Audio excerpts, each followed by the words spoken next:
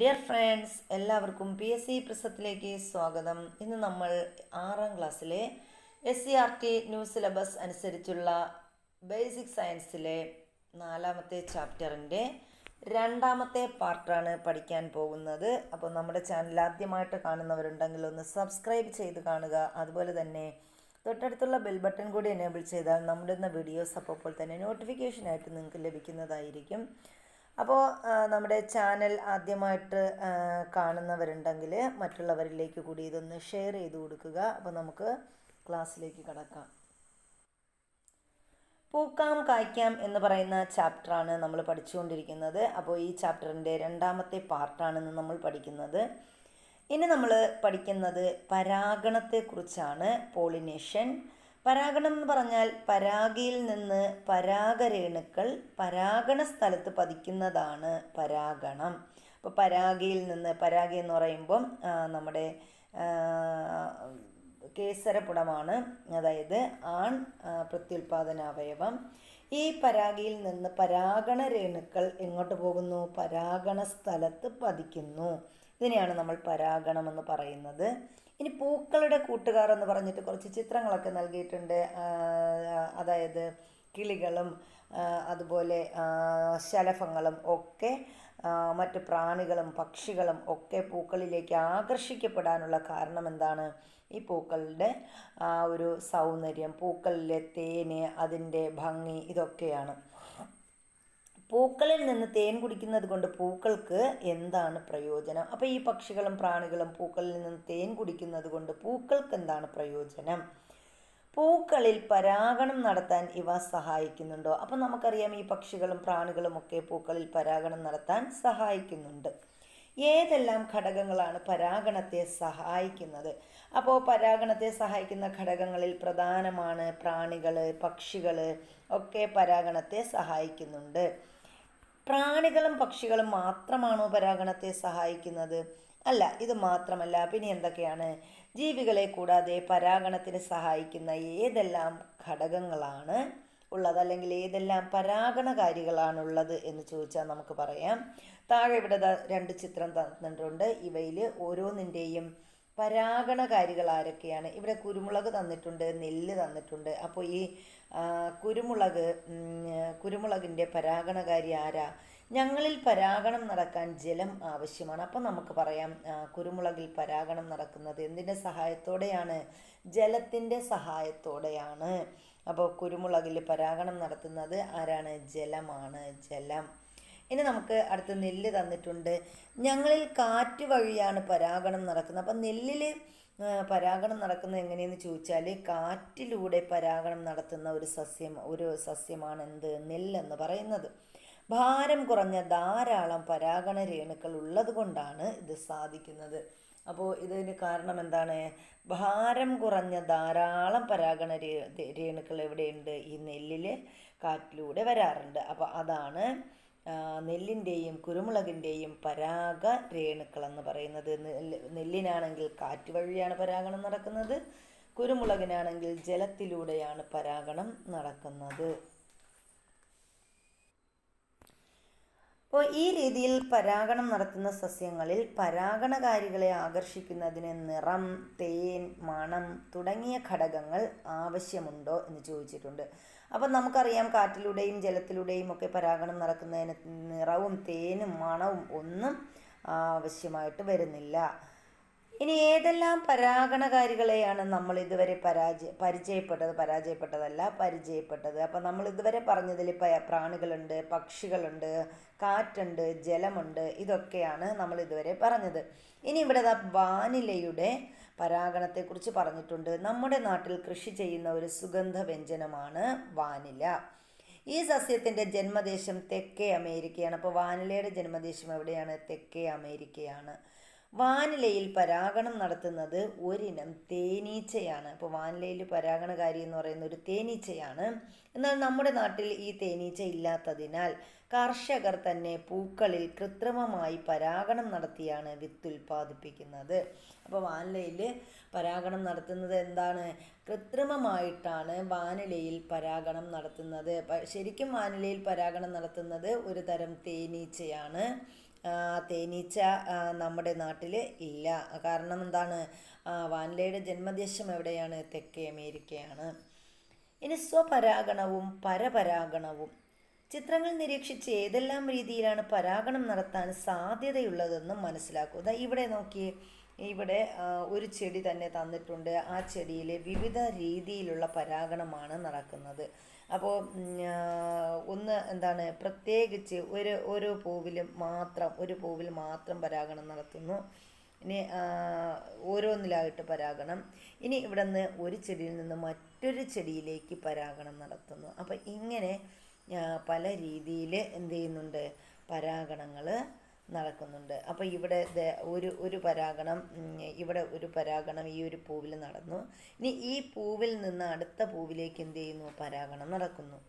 അതുപോലെ ഇവിടെ ഈ ഒരു പൂവിൽ നിന്നും അടുത്ത ചെടിയിലേക്ക് എന്ത് ചെയ്യുന്നു? പരാഗണം നടക്കുന്നു. അപ്പോൾ ഒരു പൂവിൽ നിന്ന് അതേ ചെടിയിലെ മറ്റൊരു പൂവിലേക്കും ഒരു ചെടിയിൽ നിന്ന് മറ്റൊരു ചെടിയിലേക്കും എന്ത് ചെയ്യുന്നു? പരാഗണം നടക്കുന്നു. അങ്ങനെ ഒരു ചിത്രമാണ് ഇവിടെ തന്നിരിക്കുന്നത്.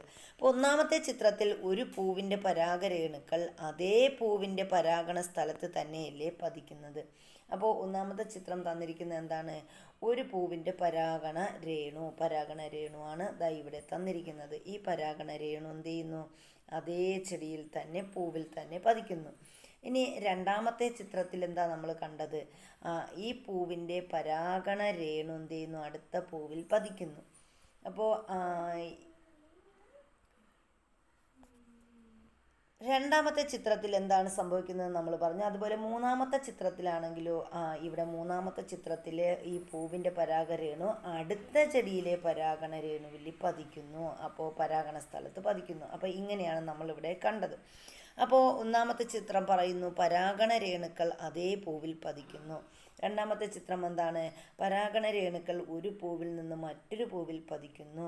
മൂന്നാമത്തേത് നമ്മൾ പറഞ്ഞു പരാഗണ രേണുക്കൾ എന്ത് ചെയ്യുന്നു? ഒരു ചെടിയിൽ നിന്ന് മറ്റൊരു ചെടിയിലേക്ക് പതിക്കുന്നു. ഇനി സ്വപരാഗണവും പരപരാഗണവും, സെൽഫ് പോളിനേഷനുമുണ്ട്, ക്രോസ് പോളിനേഷനുമുണ്ട്. അപ്പോൾ എന്താണ് സ്വപരാഗണം, എന്താണ് പരപരാഗണം എന്നാണ് നമ്മൾ പഠിക്കുന്നത്.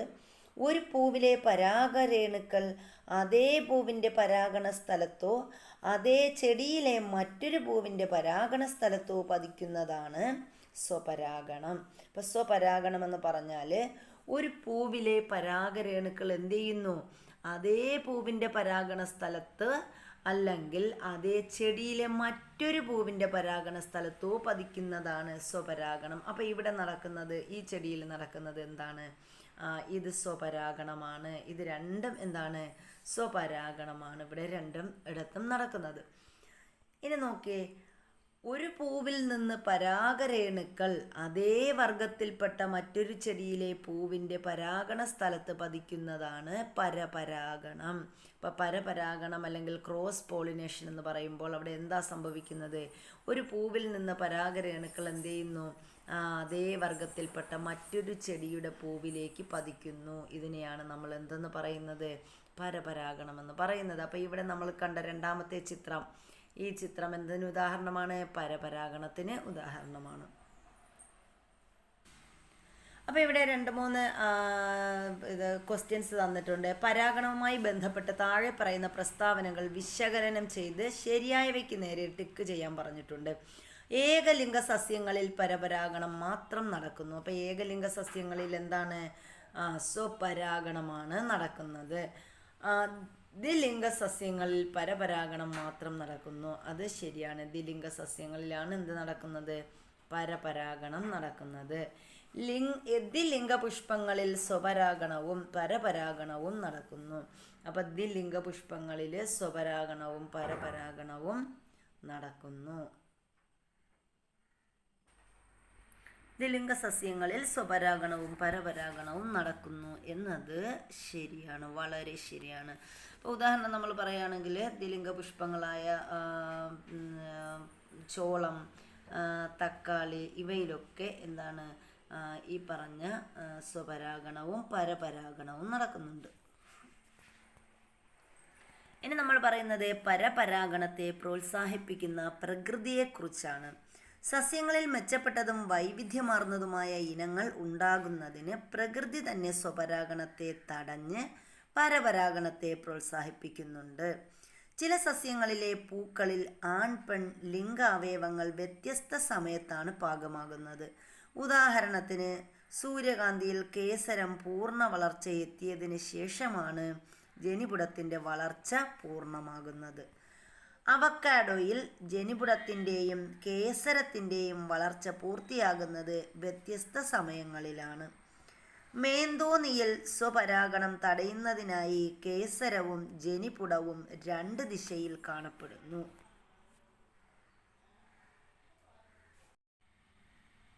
ഇവിടെ നമ്മൾ പറഞ്ഞു ചില സസ്യങ്ങളിലെ പൂക്കളിൽ ആൺപെൺ ലിംഗാവയവങ്ങൾ വ്യത്യസ്ത സമയത്താണ് പാകമാകുന്നതെന്ന് പറഞ്ഞു. അതിൻ്റെ ഉദാഹരണം പറഞ്ഞ എന്തൊക്കെയാണ്? സൂര്യകാന്തിയിൽ കേസരം പൂർണ്ണ വളർച്ച എത്തിയതിന് ശേഷമായി എന്ത് ചെയ്യുന്നുള്ളൂ? ജനിപുടത്തിൻ്റെ വളർച്ച പൂർണ്ണമാകുന്നുള്ളൂ. അങ്ങനെ തന്നെയാണ് അവക്കാഡോയിലും. അപ്പോൾ സൂര്യകാന്തി, അവക്കാഡോ ഇതൊക്കെ ജനിപുടത്തിൻ്റെയും കേസരത്തിൻ്റെയും വളർച്ച പൂർത്തിയാകുന്നത് വ്യത്യസ്ത സമയങ്ങളിലാണ്. അപ്പോൾ ചിലപ്പോൾ ഇങ്ങനെയും ചോദിക്കാം സ്റ്റേറ്റ്മെൻ്റായിട്ട്. അപ്പോൾ നമ്മൾ ഓർത്ത് വയ്ക്കുക, സൂര്യകാന്തിയിലും അവക്കാഡോയിലും എന്ത് ചെയ്യുന്നു? ഈ പറഞ്ഞ കേസരത്തിൻ്റെ വളർച്ച പൂർണ്ണമായിട്ട് മാത്രമേ ജനിപുടത്തിൻ്റെ വളർച്ച പൂർണ്ണമാകുന്നുള്ളൂ. അതുപോലെ മേന്തോന്നിയിൽ സ്വപരാഗണം തടയുന്നതിനായി കേസരവും ജനിപുടവും രണ്ട് ദിശയിൽ കാണപ്പെടുന്നു. അപ്പോൾ മേന്തോന്നി എന്ന് പറയുന്ന ഒരു സസ്യത്തിൽ സ്വപരാഗണം തടയുന്നതിനായിട്ട് കേസരവും ജനിപുടവും എന്ത് ചെയ്യുന്നു? രണ്ട് ദിശയിൽ കാണപ്പെടുന്നു. ഇനി പരാഗണത്തിന് ശേഷം പരാഗരേണുവിന് എന്താണ് സംഭവിക്കുന്നത്? നൽകിയിരിക്കുന്ന കുറിപ്പ് വിശകലനം ചെയ്ത് പരാഗണത്തിന് ശേഷം നടക്കുന്ന പ്രക്രിയകൾ എഴുതാൻ പറഞ്ഞിട്ടുണ്ട്. ഇനി ഇവിടെ നമ്മൾ പഠിക്കുന്നത് ബീജസങ്കലനത്തെക്കുറിച്ച് അഥവാ ഫെർട്ടിലൈസേഷനെ കുറിച്ചാണ്. അപ്പോൾ ഇവിടെ ഒരു ചിത്രമൊക്കെ തന്നിട്ടുണ്ട്. ഇവിടെ ബീജസങ്കലനം നടക്കുന്ന ഒരു രീതിയുടെ ചിത്രമാണ് ഇവിടെ തന്നിരിക്കുന്നത്. അപ്പോൾ ഈ കാണുന്ന ഈ ഒരു ഭാഗം ഇതാണ് അണ്ഡാശയം എന്ന് പറയുന്നത്. ഇനി ഇവിടെ എന്താണ്? ഇതാണ് പരാഗരേണു ഇവിടെ വരും. ഇനി ഇത് ഈ ഒരു നാളി, ഇതാണ് ആ ഒരു നാളി എന്ന് പറയുന്നത്. അപ്പോൾ ഇനി നമുക്ക് ഇതെന്താണെന്നൊന്ന് ഡീറ്റെയിൽ ആയിട്ട് പറയാം. പരാഗണത്തിന് ശേഷം പരാഗരേണു ജനിദണ്ഡിലൂടെ അണ്ഡാശയത്തിലേക്ക് ഒരു നാളിയായി വളരുന്നു. അപ്പോൾ പരാഗണത്തിന് ശേഷം പരാഗരേണു എന്ത് ചെയ്യുന്നു? ജനിദണ്ഡിലൂടെ അണ്ഡാശയത്തിലേക്ക് ഒരു നാളിയായി വളരുന്നു. അപ്പോൾ ഇവിടെ ഈ ഒരു പരാഗരേണു ഇവിടെ വരുന്നു. പിന്നെ ഇത് ഈ ഒരു നാളിയിലൂടെ എങ്ങോട്ട് പതിക്കുന്നു? ഈ അണ്ഡാശയത്തിലോട്ട് പതിക്കുന്നു. ഈ നാളിയിലൂടെ പുംബീജം അണ്ഡാശയത്തിലെത്തി അണ്ഡവുമായി കൂടിച്ചേരുന്നു. അപ്പോൾ ഈ നാളിയിലൂടെ എന്ത് ചെയ്യുന്നു? പുംബീജം അണ്ഡാശയത്തിലെത്തി അണ്ഡവുമായി കൂടിച്ചേരുന്നു. പുംബീജം അണ്ഡവുമായി ചേർന്ന് സിക്താണ്ഡമാകുന്നു. ആ ഒരു പ്രക്രിയയ്ക്ക് പറയുന്ന പേരാണ് ബീജസങ്കലനം. അപ്പോൾ ഈ വരുന്ന പുംബീജം എന്ത് ചെയ്യുന്നു? അണ്ഡാശയവുമായി ചേർന്നിട്ട് അവിടെ എന്തുണ്ടാകുന്നു? സൈഗോട്ട് അഥവാ സിക്താണ്ഡം ഉണ്ടാകുന്നു. ഈ ഒരു പ്രക്രിയയ്ക്കാണ് നമ്മൾ എന്തെന്ന് പറയുന്നത്? ബീജസങ്കലനം എന്ന് പറയുന്നത്. ഇനി ഇവിടെ ചർച്ചാ സൂചകങ്ങൾ തന്നിട്ടുണ്ട്. പരാഗണത്തിന് ശേഷം പരാഗരേണുവിന് എന്ത് സംഭവിക്കുന്നു? അപ്പോൾ രേണുവിന് എന്താ സംഭവിക്കുന്നത്? പരാഗരേണു എവിടെ എത്തുന്നു? ജനിദണ്ഡിലൂടെ എങ്ങോട്ട്? അണ്ഡാശയത്തിലേക്ക് ഒരു നാളിയായിട്ട് വളരുന്നു. പരാഗരേണുവിലെ പുംബീജം അണ്ഡാശയത്തിലെത്തുന്നത് എങ്ങനെയാണെന്ന് നമ്മൾ പറഞ്ഞു. പുംബീജം അണ്ഡാശയത്തിലെത്തുന്നത് ഈ ഒരു നാളിയിലൂടെയാണെന്ന് നമ്മൾ പറഞ്ഞു. നാളിയിലൂടെ എന്ത് ചെയ്യുന്നു? അണ്ഡാശയത്തിലോട്ട് ഈ ഒരു പുംബീജം എത്തുന്നു. എന്താണ് ബീജസങ്കലനമെന്ന് ചോദിച്ചിട്ടുണ്ട്. പുംബീജം അണ്ഡവുമായി ചേർന്ന് സിക്താണ്ഡമാകുന്ന പ്രക്രിയയ്ക്ക് നമ്മൾ പറയുന്ന പേരാണ് ബീജസങ്കലനം. ബീജസങ്കലനം നടന്ന അണ്ഡം ഏത് പേരിലാണ് അറിയപ്പെടുന്നത്? ആ അണ്ഡത്തിന് പറയുന്ന പേരാണ് സിക്താണ്ഡം. അപ്പോൾ ഇതാണ് നമ്മൾ ഇവിടെ പറഞ്ഞത്. ഇനി നോക്കേ, ബീജസങ്കലനത്തിന് ശേഷം എന്താണ് സംഭവിക്കുന്നത് എന്ന് നമുക്ക് നോക്കാം. ഇവിടെ രണ്ട് ചിത്രങ്ങൾ തന്നിട്ടുണ്ട്. ബീജസങ്കലനത്തിന് ശേഷം തക്കാളിയുടെ പൂവിനുണ്ടാകുന്ന മാറ്റങ്ങളാണ് ചിത്രത്തിൽ കാണുന്നത്. ചിത്രം വിശകലനം ചെയ്ത് താഴെ പറയുന്ന ഭാഗങ്ങൾക്കുണ്ടാകുന്ന മാറ്റങ്ങൾ ചർച്ച ചെയ്ത് എഴുതാൻ പറഞ്ഞിട്ടുണ്ട്. അപ്പോൾ ഇവിടെ തക്കാളിയുടെ ഒരു ചിത്രമാണ്, ഇതൊരു തക്കാളിയുടെ പൂവിൻ്റെ ചിത്രമാണ്, ഇവിടെ തക്കാളിയായ ചിത്രവുമാണ് തന്നിരിക്കുന്നത്. അപ്പോൾ ഇതിൽ നിന്ന് നമുക്ക് എന്ത് മനസ്സിലാക്കാം?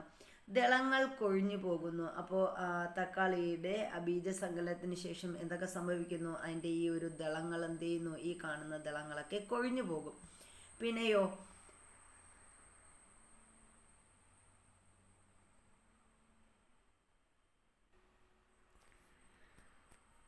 ഇനി ഇവിടെ കേസരപുടത്തിന് എന്ത് സംഭവിക്കുന്നു? കേസരപുടവും ക്രമേണ കൊഴിഞ്ഞു പോകുന്നു. അതുപോലെ അണ്ഡാശയം അത് ഫലമായി മാറുന്നു. നമ്മൾ കാണുന്ന ഈ ഒരു അണ്ഡാശയമാണ് എന്ത് ചെയ്യുന്നത്? തക്കാളിയിലെ ഈ ഒരു പഴമായിട്ട്, തക്കാളി ഫ്രൂട്ടായിട്ട് എന്ത് ചെയ്യുന്നത്? മാറുന്നത്. അപ്പോൾ ഇത് നിലനിൽക്കുന്നത്. ബാക്കിയെല്ലാം ഇതെല്ലാം എന്ത് ചെയ്യുന്നു? കൊഴിഞ്ഞു പോവുകയാണ് ചെയ്യുന്നത്. ഇനി ഇതിൻ്റെ വിതളം എന്ത് ചെയ്യുന്നു? ഇതാണ് ഈ പൂവിൻ്റെ വിതളം എന്ന് പറയുന്നത്. അത് പൂവിന് ഇരിപ്പിടമായിട്ട്, ഈ ഒരു ഫലത്തിന് ഇരിപ്പിടമായിട്ട് അവിടെ തന്നെ പച്ച നിറത്തിൽ കൂടുതൽ വലിപ്പത്തിൽ കാണപ്പെടുന്നു. ഇനി അതുപോലെ പൂഞ്ഞെട്ട്, അതും പൂഞ്ഞെട്ട് മാത്രമാണ് പിന്നെ അവിടെ അവശേഷിക്കുന്നത്. അതിൻ്റെ ബാക്കി ഭാഗങ്ങൾ വിതളവും അതിൻ്റെ ദളവും അണ്ഡാശയം അതിൻ്റെ ഫ്രൂട്ടായി മാറുന്നു. കേസരപുടവും ഒക്കെ കൊഴിഞ്ഞു പോകുന്നു. അവിടെ പിന്നെ അവശേഷിക്കുന്നത് അണ്ഡാശയവും പൂഞ്ഞെട്ടും മാത്രമാണ്. അപ്പം നിങ്ങൾ നിരീക്ഷിച്ചിട്ടുള്ള എല്ലാ പൂക്കളിലും ഇത്തരം മാറ്റങ്ങളാണ് സംഭവിക്കുന്നത്. അത് എല്ലാ പൂക്കളിലും ഇതുപോലുള്ള മാറ്റങ്ങളാണ് സംഭവിക്കുന്നത്. ബീജസങ്കലനത്തിന് ശേഷം സിക്താണ്ഡം ഭ്രൂണമായും ഓവ്യൂൾ വിത്തായും അണ്ഡാശയം ഫലമായും മാറുന്നു. അപ്പോൾ ബീജസങ്കലനത്തിന് ശേഷം ഉള്ള പ്രത്യേകത എന്താണ്? അവിടെ സിക്താണ്ഡം എന്ന് പറയുന്നത് അത് ഭ്രൂണമായി മാറും, ഭ്രൂണമായിട്ടും. പിന്നെ ഇതിൻ്റെ ഓവ്യൂൾ എന്ന് പറയുന്നത് വിത്തായും അണ്ഡാശയം എന്തായിട്ടും മാറുന്നു? ഫലമായും മാറുന്നു. ഇനി ഇതിൻ്റെ ഫലങ്ങൾ എന്തൊക്കെയാണെന്ന് പറഞ്ഞിട്ടുണ്ട്. ബീജസങ്കലനത്തിന് ശേഷം അണ്ഡാശയം വളർന്നാണല്ലോ ഫലമുണ്ടാകുന്നത്. അണ്ഡാശയത്തിൻ്റെ എണ്ണവും ഫലത്തിൻ്റെ എണ്ണവും തമ്മിൽ ബന്ധമുണ്ടോ? ഇവിടെ ഒരു ചിത്രം തന്നിട്ടുണ്ട്. ആ ചിത്രം നിരീക്ഷിക്കാൻ പറഞ്ഞിട്ടുണ്ട്. എന്താണ്? നമ്മുടെ അണ്ഡാശയത്തിൻ്റെ എണ്ണവും ഫലത്തിൻ്റെ എണ്ണവും തമ്മിൽ ബന്ധമുണ്ടോ എന്ന് ചോദിച്ചിട്ടുണ്ട്. ഇപ്പോൾ ഇവിടെ ഒരു പാവലിൻ്റെ പൂവാണ് ഇവിടെ തന്നിരിക്കുന്നത്. പാവലിൻ്റെ പൂവിന് ഒരു അണ്ഡാശയം മാത്രമേ ഉള്ളൂ. അപ്പോൾ പാവലിൻ്റെ പൂവിൻ്റെ പ്രത്യേകത എന്താണ്? ഒരു അണ്ഡാശയം മാത്രമേ പാവലിൻ്റെ പൂവിന് ഉണ്ടായിരിക്കുകയുള്ളൂ. അപ്പോൾ അതിൽ നിന്ന് എത്ര ഫലങ്ങൾ ഉണ്ടാകും? അപ്പോൾ അതിൽ നിന്ന് സ്വാഭാവികമായിട്ടും എത്ര ഫലങ്ങളായിരിക്കും ഉണ്ടാവുക? ഒരു ഫലം മാത്രമായിരിക്കും ഉണ്ടാകുന്നത്. അതുപോലെ പാവലിൻ്റെ പൂവിനെ പോലെ മാങ്ങ, വെണ്ട, പയറ്, പപ്പായ എന്നിവയുടെ പൂക്കളിലും ഒരു അണ്ഡാശയം മാത്രമാണുള്ളത്. അപ്പോൾ ഇങ്ങനെ ചോദിക്കാം, താഴെ തന്നിരിക്കുന്നവയിൽ ഒരു അണ്ഡാശയം മാത്രമുള്ള സസ്യങ്ങൾ ഏതൊക്കെയാണ്? അല്ലെങ്കിൽ പൂക്കൾ ഏതെല്ലാം? മാങ്ങ, വെണ്ട, പയറ്, പപ്പായ എന്നിവയുടെ പൂക്കളിൽ ഒരു അണ്ഡാശയം മാത്രമേ ഉണ്ടാവുകയുള്ളൂ. ഒരു പൂവിൽ നിന്ന് ഒരു ഫലം ഉണ്ടാകുന്നതാണ് ലഘുഫലം. അപ്പം ലഘുഫലം അല്ലെങ്കിൽ സിമ്പിൾ ഫ്രൂട്ട് എന്ന് പറഞ്ഞാൽ എന്താണ്? ഒരു പൂവിൽ നിന്ന് ഒരു ഫലം മാത്രം ഉണ്ടായാൽ അതിനെ നമ്മൾ ഫലം എന്ന് പറയുന്നു. ലഘുഫലങ്ങൾക്ക് കൂടുതൽ ഉദാഹരണങ്ങൾ കണ്ടെത്താമെന്ന് പറഞ്ഞിട്ടുണ്ട്. അപ്പോൾ ഒരു പൂവിൽ ഒന്നിലധികം അണ്ഡാശയങ്ങൾ ഉണ്ടെങ്കിൽ അതിൽ നിന്നും നമുക്ക് എന്ത് കിട്ടും? ഒന്നിലധികം ഫലങ്ങൾ ഉണ്ടാകും. അപ്പോൾ ഒന്നിലധികം ഫലങ്ങൾ ഉണ്ടാകുന്നത് ഏതൊക്കെയാണ്? സീതപ്പഴത്തിൻ്റെ പൂവിൽ ഒന്നിലധികം അണ്ഡാശയങ്ങളുണ്ട്. അപ്പോൾ ഈ കാണുന്നതാണ് സീതപ്പഴം എന്ന് പറയുന്നത്. ഇതിൽ എന്തുണ്ട്? ഒന്നിലധികം അണ്ഡാശയങ്ങൾ കാണപ്പെടുന്നു. അപ്പം ഇതാണ് സീതപ്പഴത്തിൻ്റെ പൂവ് എന്ന് പറയുന്നത്. അപ്പം ഇതിൽ എന്താണ്? ഒന്നിലധികം അണ്ഡാശയം ഉണ്ടായിരിക്കും. ഒരു പൂവിൽ നിന്ന് ഒന്നിലധികം അണ്ഡാശയങ്ങൾ ഉണ്ടെങ്കിൽ ഒന്നിലധികം ഫലങ്ങളും ഉണ്ടാകും. അപ്പോൾ ഒരു പൂവിൽ ഒന്നിലധികം അണ്ഡാശയങ്ങൾ ഉണ്ടായാൽ അതിൽ എന്തുണ്ടാകും? ഒന്നിലധികം ഫലങ്ങളും ഉണ്ടാകും. ഒന്നിലധികം അണ്ഡാശയങ്ങളുള്ള ഒരു പൂവിൽ നിന്ന് ഉണ്ടാകുന്ന ഫലങ്ങളാണ് പുഞ്ചഫലങ്ങൾ. അപ്പോൾ ഒന്നിലധികം അണ്ഡാശയങ്ങളുള്ള ഒരു പൂവിൽ നിന്നുണ്ടാകുന്ന ഫലങ്ങൾ എന്തെന്ന് പറയുന്നു? പുഞ്ചഫലങ്ങൾ, അഗ്രഗേറ്റ് ഫ്രൂട്ട് എന്ന് പറയുന്നു. സീതപ്പഴം പുഞ്ചഫലമാണ്. അപ്പോൾ സീതപ്പഴം എന്താണ്? പുഞ്ചഫലത്തിന് ഉദാഹരണമാണ്. പുഞ്ചഫലങ്ങൾ കൂടുതൽ ഉദാഹരണങ്ങൾ കണ്ടെത്താനും പറഞ്ഞിട്ടുണ്ട്. അപ്പോൾ നമുക്ക് നോക്കാം.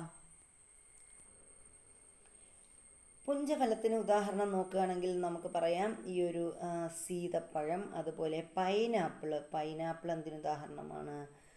പൈനാപ്പിൾ പുഞ്ചഫലത്തിന് ഉദാഹരണമാണ്. അതുപോലെ ജാക്ക് ഫ്രൂട്ട്, ചക്കപ്പഴം, അത് എന്തിന് ഉദാഹരണമാണ്? നമ്മുടെ ഈ ഒരു പുഞ്ചഫലത്തിന് ഉദാഹരണമാണ്. പിന്നീട് മൾബറി അങ്കൂറ എന്ന് പറയും. മൾബറിയും എന്തിന് ഉദാഹരണമാണ്? പുഞ്ചഫലത്തിന് ഉദാഹരണമാണ്. പിന്നെ നമ്മൾ പറയുന്നത് ലഘുഫലത്തിനാണെങ്കിൽ നമുക്ക് പറയാം തക്കാളി. ലഘുഫലത്തിന് ഉദാഹരണം ചോദിച്ചാൽ തക്കാളി, അതുപോലെ മുന്തിരിങ്ങ, ഇവയൊക്കെ ലഘുഫലത്തിന് ഉദാഹരണമാണ്.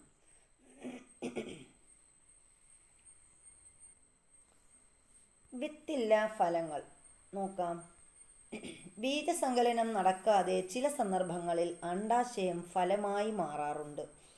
ഇത്തരം ഫലങ്ങളിൽ വിത്തുണ്ടാവുകയില്ല. പാർത്തനോകാർപ്പി എന്നാണ് ഈ പ്രതിഭാസം അറിയപ്പെടുന്നത്. അപ്പോൾ എന്താണ് പാർത്തനോകാർപ്പി എന്ന് പറഞ്ഞാൽ, നമ്മൾ ചില സന്ദർഭങ്ങളിൽ എന്താണ് ബീജസങ്കലനം നടക്കാതെ അണ്ഡാശയം എന്ത് ചെയ്യുന്നു? ഫലമായി മാറുന്നു. ഇത്തരം ഫലങ്ങളിൽ വിത്തുണ്ടാവുകയില്ല. അപ്പോൾ വിത്തുണ്ടാകാത്ത ഫലങ്ങളെയാണ്, വിത്തില്ലാത്ത ഫലങ്ങളെയാണ് നമ്മൾ പാർത്തനോകാർപ്പി എന്ന് പറയുന്നത്. ഈ പ്രതിഭാസം അറിയപ്പെടുന്നത് പാർത്തനോകാർപ്പി എന്നാണെന്ന് നമ്മൾ പറഞ്ഞു. വിത്തില്ല ഫലങ്ങൾ പ്രകൃതിദത്തമായി ഉണ്ടാകാറുണ്ട്. അപ്പോൾ പ്രകൃതിദത്തമായി ഉണ്ടാകുന്ന ഫലങ്ങളാണ് വിത്തില്ല ഫലങ്ങളെന്ന് പറയുന്നത്. കൃത്രിമമായും അവയെ ഉണ്ടാക്കാറുണ്ട്. അപ്പോൾ ഈ വിത്തില്ല ഫലങ്ങളെ കൃത്രിമമായിട്ട് നമ്മൾ ഉണ്ടാക്കാറുണ്ട്. ഇപ്പം മുന്തിരിങ്ങ, അതുപോലെ എന്താണ് വാഴപ്പഴം, കൈതച്ചക്ക എന്നിവ ഇത്തരം കൃത്രിമ ഫലങ്ങളാണ്. അതായത് പ്രകൃതിദത്ത ഫലങ്ങളാണ് ഈ വിത്തില്ലാതെ ഉണ്ടാക്കുന്ന. മുന്തിരി, തക്കാളി, തണ്ണിമത്തൻ എന്നിവയുടെ വിത്തില്ലാത്ത ഇനങ്ങൾ കൃത്രിമമായി നാം വികസിപ്പിച്ചിട്ടുണ്ട്.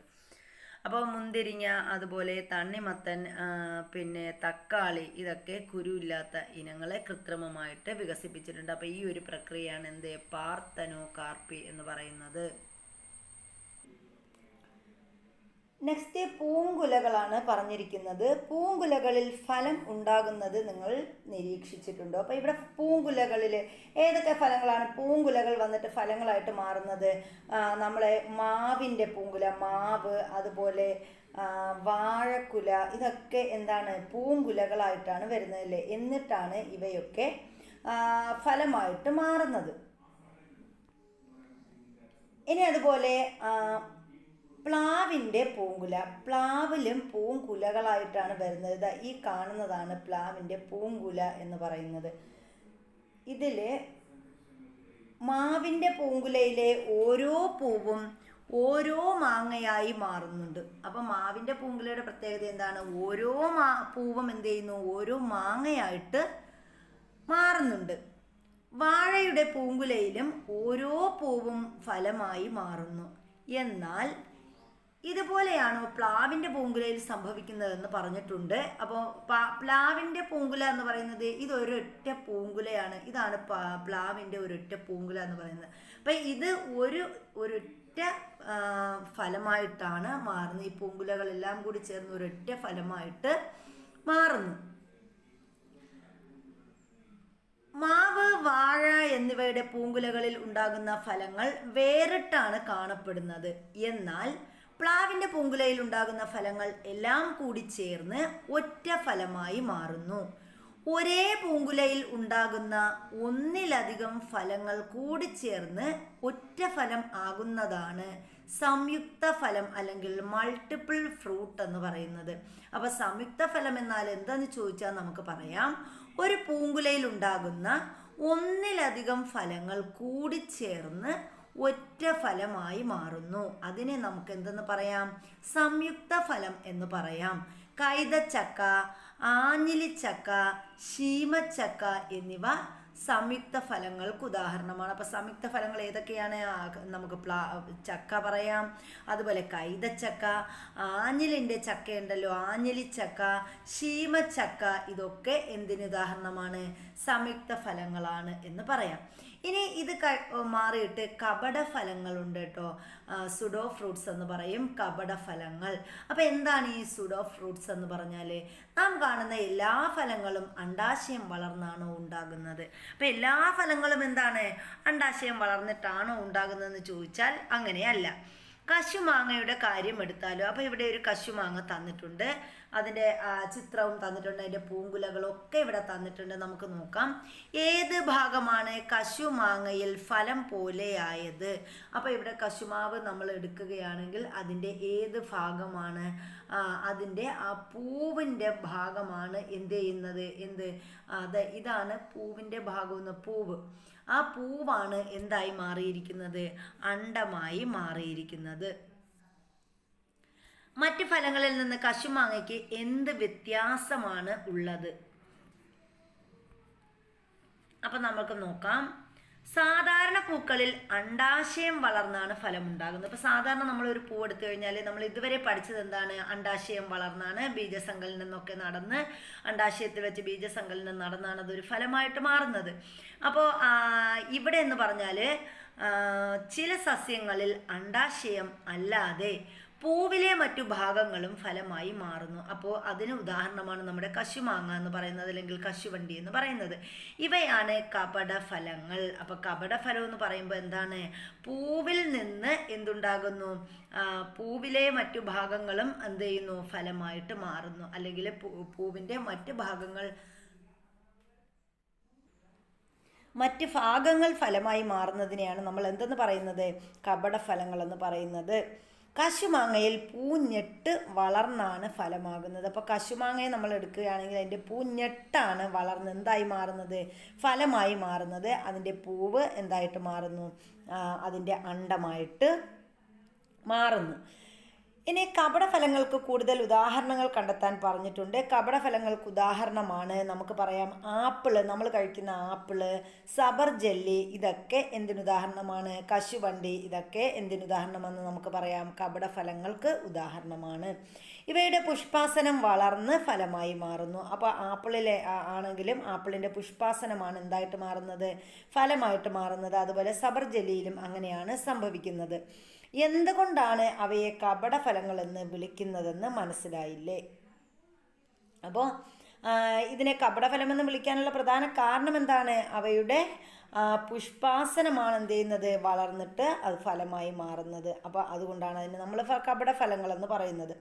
മാങ്ങ, കൈതച്ചക്ക, പപ്പായ, സീതപ്പഴം, കശുമാങ്ങ, സ്ട്രോബെറി, പേരയ്ക്ക, ചാമ്പയ്ക്ക, അരണമരക്കായ, ആപ്പിൾ, ശീമച്ചക്ക, ഇവയിൽ ഓരോന്നും എന്താണ് എന്ന് പറഞ്ഞിട്ടുണ്ട്. ലഘുഫലം ഏതാണ്, പുഞ്ചഫലം ഏതാണ്, സംയുക്ത ഫലം ഏതാണ്, കപടഫലം ഏതാണ് എന്ന് തരംതിരിച്ച് പറഞ്ഞിട്ടുണ്ട്. അപ്പോൾ ഇതിൽ നമുക്ക് പെട്ടെന്ന് എളുപ്പത്തിൽ, ഇപ്പോൾ നമ്മൾ അവസാനം കപടഫലമാണ് പറഞ്ഞതല്ലേ, കപടഫലം പറഞ്ഞപ്പോൾ നമ്മൾ പെട്ടെന്ന് പറഞ്ഞത് എന്തൊക്കെയാണ്?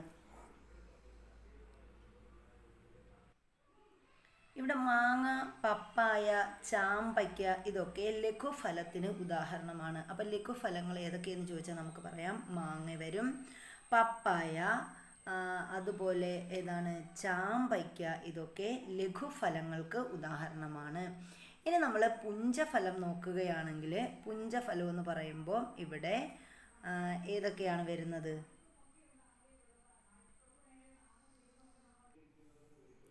കൈതച്ചക്ക, അതുപോലെ സ്ട്രോബെറി, ഇതൊക്കെ എന്താണ്? പുഞ്ചഫലങ്ങളാണ്. പിന്നെ നമ്മുടെ സാധാരണ ചക്ക, അതൊക്കെ പുഞ്ചഫലത്തിന് ഉദാഹരണമാണ്. അപ്പോൾ കൈതച്ചക്ക പറയാം, നമുക്ക് കൈതച്ചക്ക പറയാം, സ്ട്രോബെറി പറയാം, ഇതൊക്കെ പുഞ്ചഫലത്തിന് ഉദാഹരണമാണ്.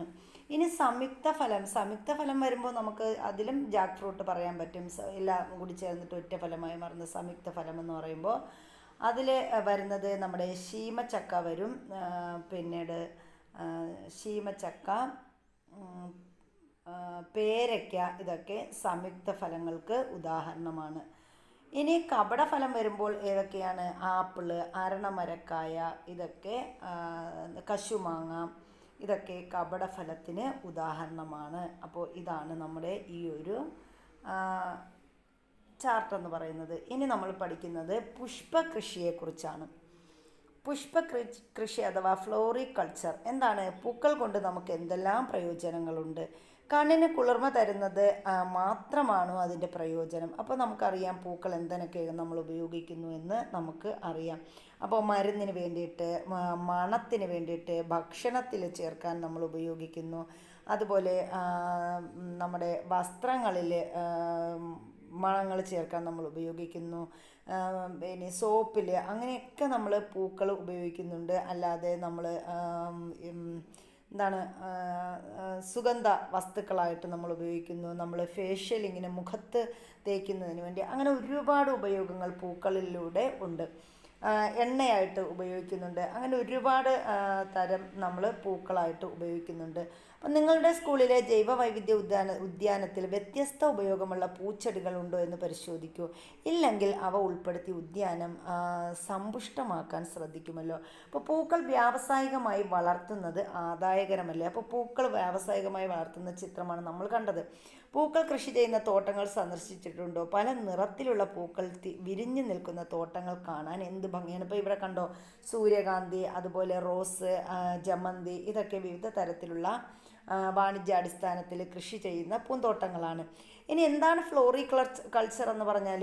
പൂച്ചെടികൾ, അലങ്കാര സസ്യങ്ങൾ എന്നിവ വാണിജ്യാടിസ്ഥാനത്തിൽ ഉൽപ്പാദിപ്പിച്ച് വളർത്തി പരിപാലിക്കുന്നതാണ് പുഷ്പകൃഷി അഥവാ ഫ്ലോറികൾച്ചർ എന്ന് പറയുന്നത്. അപ്പോൾ ഇതൊക്കെ എന്ത് ചെയ്യുന്നു? പൂച്ചെടികളും അലങ്കാര സസ്യങ്ങളും ഒക്കെ വാണിജ്യാടിസ്ഥാനത്തിൽ ഉൽപ്പാദിപ്പിച്ച് പരിപാലിച്ച് വളർത്തുന്നതാണ് പുഷ്പകൃഷി അല്ലെങ്കിൽ ഫ്ലോറികൾച്ചർ എന്ന് പറയുന്നത്. പുഷ്പങ്ങൾ കൃഷി ചെയ്യുന്നത് കൊണ്ടുള്ള നേട്ടങ്ങൾ എന്തെല്ലാമെന്ന് ചർച്ച ചെയ്യൂ. വാണിജ്യ ആവശ്യങ്ങൾക്കായി വളർത്തുന്ന പൂച്ചെടികൾ ഏതെല്ലാമാണ്? അപ്പോൾ നമ്മൾ നേരത്തെ കണ്ടതുപോലെ സൂര്യകാന്തി, റോസ്, ജമന്തി, ഇതൊക്കെ മുല്ല, ഇതൊക്കെ വാണിജ്യാടിസ്ഥാനത്തിൽ ഉപയോഗിക്കുന്ന ചെടികളാണ്. ഇനി ആന്തൂറിയം. പുഷ്പകൃഷിയിൽ പ്രാധാന്യമുള്ളൊരു സസ്യമാണ് ആന്തൂറിയം. ഇതിൻ്റെ ഏറ്റവും ആകർഷകമായ ഭാഗം രൂപാന്തരം പ്രാപിച്ച ഇലകളാണ്. അപ്പോൾ നമ്മൾ പറഞ്ഞു ആന്തൂറിയം എന്ന് പറയുന്നത് നമ്മുടെ പുഷ്പകൃഷിയിൽ പ്രാധാന്യമുള്ളൊരു സസ്യമാണ്. ഇതിൻ്റെ ഏറ്റവും ആകർഷകമായ ഭാഗം ഏതെന്ന് ചോദിച്ചാൽ ഏതാണ്? രൂപാന്തരം പ്രാപിച്ച ഇലകളാണ്. പൂവിനോട് ചേർന്ന് കാണുന്ന ഇത്തരം നിറമുള്ള ഭാഗങ്ങളെ സഹപത്രം എന്നാണ് പറയുന്നത്. ഇപ്പോൾ പൂവിനോട് ചേർന്ന് കാണുന്ന നിറമുള്ള ഈ ഇലകൾ, അതിന് നമ്മൾ പൂക്കളെന്ന് പറയാം, അതിന് പറയുന്ന പേരെന്താണ്? സഹപത്രം എന്നാണ് പറയുന്നത്. പരാഗണകാരികളെ ആകർഷിക്കുക എന്നതാണ് സഹപത്രങ്ങളുടെ ധർമ്മം. അപ്പോൾ ഈ സഹപത്രങ്ങൾ എന്താ ചെയ്യുന്നത്? പരാഗണകാരികളെ ഇവിടേക്ക് ആകർഷിക്കുന്നു. അതാണ് ഈ സഹപത്രത്തിൻ്റെ ധർമ്മം എന്ന് പറയുന്നത്. വാഴ, ബോഗൻവില്ല എന്നീ സസ്യങ്ങളിലും ആകർഷകമായ സഹപത്രം കാണാൻ കഴിയും. അപ്പോൾ ഇത് എവിടെയൊക്കെയാണ് കാണപ്പെടുന്നത്? വാഴയിലും ബോഗൻവില്ലയിലുമാണ് ഇത്തരം ആകർഷകമായ സഹപത്രങ്ങൾ കാണപ്പെടുന്നത്. ഇനി പൂക്കൾ നമുക്ക് കണ്ണിന് കുളിർമ നൽകുന്ന മനോഹര കാഴ്ചകൾ മാത്രമല്ലെന്നും അതിന് മറ്റ് ചില പ്രയോജനങ്ങളുണ്ടെന്നും മനസ്സിലായില്ലേ? അപ്പം നമ്മൾ ഇതുവരെ പൂക്കളെക്കുറിച്ച് പഠിച്ചു, വിവിധ തരത്തിലുള്ള ഫ്രൂട്ടുകൾ പഠിച്ചു, അങ്ങനെയൊക്കെ കുറേ കാര്യങ്ങൾ നമ്മൾ ഈ പാഠഭാഗത്തിലൂടെ പഠിച്ചു. ഇനി വിത്തുകൾ ഉൽപ്പാദിപ്പിച്ച് സസ്യങ്ങളുടെ വംശം നിലനിർത്തുകയാണ് പൂക്കളുടെ പ്രധാന ധർമ്മം എന്നാണ് ഇപ്പോൾ ഇവയിൽ നിന്ന് നമ്മൾ പഠിച്ചത്. സസ്യങ്ങളെയും പൂക്കളെയും നമുക്ക് സംരക്ഷിക്കാം. അപ്പോൾ നമുക്കൊരു സന്ദേശമൊക്കെ കൊണ്ടാണ് ഈ ഒരു ചാപ്റ്റർ അവസാനിക്കുന്നത്. ഇനി ഇതിലൊരു വിലയിരുത്തലാണ്. എന്തൊക്കെയാണ്? മാവ്, വാഴ, പ്ലാവ് എന്നീ സസ്യങ്ങളുടെ പൂവ്, ഫലം എന്നിവ താരതമ്യം ചെയ്ത് വ്യത്യാസങ്ങൾ എഴുതാൻ പറഞ്ഞിട്ടുണ്ട്. താഴെ പറയുന്നവയിൽ തെങ്ങുമായി യോജിക്കാത്ത പ്രസ്താവന ഏത്? തെങ്ങ് എന്ന് പറയുന്നത് ഒരു ദ്വിലിംഗ സസ്യമാണ്. തെങ്ങിൽ ആൺപൂക്കളും പെൺപൂക്കളും പ്രത്യേകമായി കാണപ്പെടുന്നു.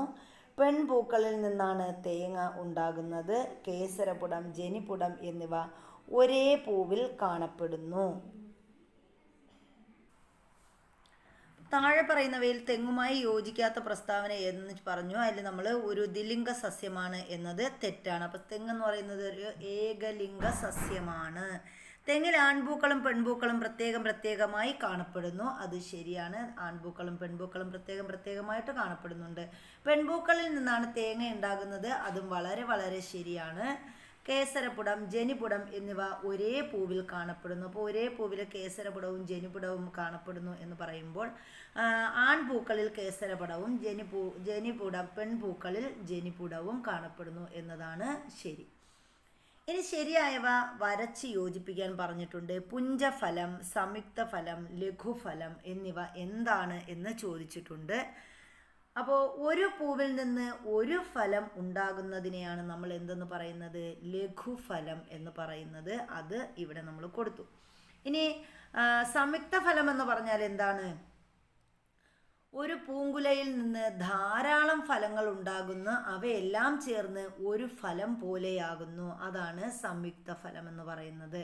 ഇനി പുഞ്ചഫലം എന്താണ്? ഒരു പൂവിൽ നിന്ന് ഒന്നിലധികം ഫലങ്ങൾ ഉണ്ടാകുന്നതിനെയാണ് പുഞ്ചഫലം എന്ന് പറയുന്നത്. അപ്പോൾ ഇതാണ് നമ്മുടെ ഈ ഒരു പ്രവർത്തനം വിലയിരുത്താമെന്നതിൽ നമ്മൾ പറഞ്ഞത്. ഇനി തുടർ പ്രവർത്തനങ്ങൾ 1-2 തന്നിട്ടുണ്ട്. അതെന്തൊക്കെയാണ്? നിങ്ങളുടെ ചുറ്റുപാടിൽ നിന്നും വിവിധ തരം പൂക്കൾ ശേഖരിച്ച് കുട്ടികൾക്കാണ് കേട്ടോ ക്ലാസ്സിൽ പൂക്കളം ഒരുക്കുകയോ പുഷ്പ പ്രദർശനം നടത്തുകയോ ഒക്കെ ചെയ്യാൻ പറഞ്ഞിട്ടുണ്ട്.